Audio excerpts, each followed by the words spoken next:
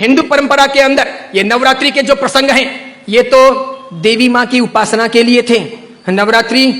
पवित्रतम रात्रियां कही जाती है, पवित्रतम दिन कहे जाते हैं। ये आसो जो चैत्र महीने में आती है, ये साधना के लिए, मंत्र साधनाओं के लिए, ब्रह्मचर्य के लिए, सत्व को प्राप्त करने के लिए, इष्ट की सिद्धि के लिए, अंतरतम की शक्तियों को जगाने के लिए, कुछ अच्छा हासिल करने के लिए होती हैं। समझदार हिंदू और समझदार जैन श्रावक श्राविका और समझदार हिंदू और समझदार जैन साधु संत इन दिनों में साधना में बैठते हैं, मौन रहते हैं, ब्रह्मचर्य का परिपालन करते हैं और आगे बढ़कर के शक्तियों को साधते हैं। उस जमाने में देवी माता की आरती करना, घट स्थापना करना, देवी माता को रिझाना और पुरुष एक तरफ, महिला एक तरफ, महिलाओं की जगह में, पुरुष की जगह में, देवी माता को बीच में रख करके मात्र उनके हाथ से गरबे लें और इस प्रकार उनकी भक्ति करें, यह परंपरा थी नवरात्रि की। उसके बाद में मात्र गुजराती स्टाइल में डांडिया आए थे, तो बहनें बहनों में खेलती, बीच में देवी मां की स्थापना की जाती, पुरुष में खेलते और इस प्रकार नौरते रखते, नवरात्रि पालते, खान पान का ध्यान रखते। उन दिनों में कोई शराब नहीं पीता, गुटखे नहीं खाता, चाय तक नहीं पीता, व्यसन नहीं करता, अलग अलग शयन करते, पति पत्नी अलग अलग रहते, ब्रह्मचर्य की साधना करते, संपर्क नहीं करते, शुद्धता प्राप्त करते और इतने सारे भोग विलास की जिंदगी के बीच में, इतने सारे विषय वासनाओं के बीच में कोशिश करते कि कुछ दिन पवित्रता के साथ में बिताएं, ताकि देवी माताओं के सानिध्य प्राप्त करके हम शक्ति संपन्न बन सके, उनके आशीर्वाद अपनी जिंदगी में फल सकें। गरबे गए, फिर डिस्को आया, नाना प्रकार के धुनें आई, नाना प्रकार के गायक आए,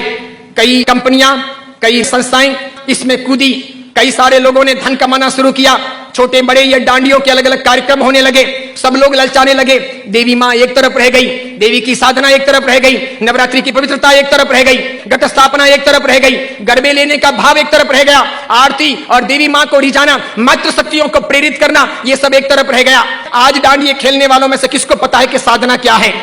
ब्रह्मचर्य क्या है, ये क्यों है नवरात्रि, इसका हेतु क्या था, इसका रीजन क्या था, ये क्यों खेलनी चाहिए या नहीं खेलनी चाहिए, तो क्यों नहीं खेलनी चाहिए। मेरा ही नहीं,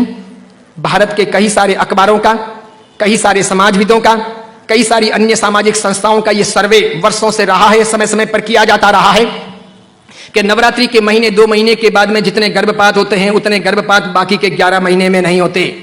तो ये व्यभिचार नहीं है तो क्या है, ये दुराचार नहीं है तो क्या है, ये जीवन की भ्रष्टता नहीं है तो क्या है। इस बात पर मैं कुछ वर्षों पहले बोला था, अभी किसी ने वो वीडियो वायरल कर दिया और उस वीडियो को लेकर के अखबार ने लिखा। मैंने कहा जो सच है वो सच है कि हम अपनी साधनाओं को बचाएं, बेच ना दें। हिंदू धर्म की परंपरा हो कि जैन धर्म की परंपरा हो, कोई भी उत्सव महोत्सव हो, मैंने समय समय पर यह भी कहा था, गणपति अगर हिंदू धर्म के देवता हैं और गणपति के महोत्सव अगर मनाए जाते हैं या उनका आराधन अगर किया जाता है तो उसमें कहीं जुआ नहीं खेलना चाहिए, शराब नहीं पीनी चाहिए, गणपति के नाम पर तमाशे नहीं करने चाहिए, लड़कियों के साथ में नाच गान नहीं होने चाहिए, गणपति लड़कियों को छेड़ने के लिए महोत्सव के तौर पर नहीं आ रहे, लड़कियां अपनी जगह पर हो, पुरुष अपनी जगह पर हो, वहां शराब नहीं पी जानी चाहिए, उनके पैसों का प्रपंच नहीं होना चाहिए, गणपति को सेलेबल नहीं बनाया जाना चाहिए। हिंदू धर्म अगर इन चीजों को नहीं संभालता है तो धीरे धीरे भारतीय संस्कृति का विनाश होगा।